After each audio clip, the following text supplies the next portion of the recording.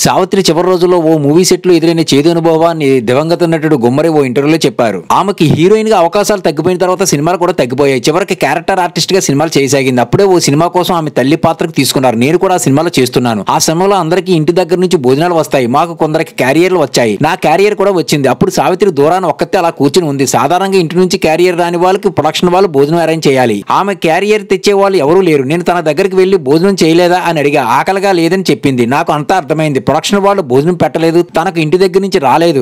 రామ్మా భోజనం చేద్దాం అన్నా. వద్దా అన్నా అంది. లేదమ్మా నువ్వు వస్తే తప్ప నేను కూడా భోజనం చేయను అన్నాను. అప్పుడు ఏడ్చుకుంటూ వచ్చి భోజనం చేసింది అని అన్నారు. అప్పట్లో మా సావిత్రి గారే కావాలని పట్టుబట్టి మరి ఆమె కాల్షీట్ కోసం ఎదురు చూసేవాళ్ళు. చివరికి తన ఆ పరిస్థితి రాగానే ప్రొడక్షన్స్ బాయ్స్ కూడా ఆమె చులకన అయిపోయిందంటూ ఆయన ఆవేదన వ్యక్తం చేశారు. సినిమా న్యూస్ కోసం సినీ ప్రపంచం ఛానల్ ని సబ్స్క్రైబ్ చేసుకోండి. నచ్చితే లైక్ కొట్టి సబ్స్క్రైబ్ చేయండి. సినిమాలకి జెన్యూన్ రివ్యూ కావాలనుకుంటే నా ఛానల్ సబ్స్క్రైబ్ చేసుకోండి.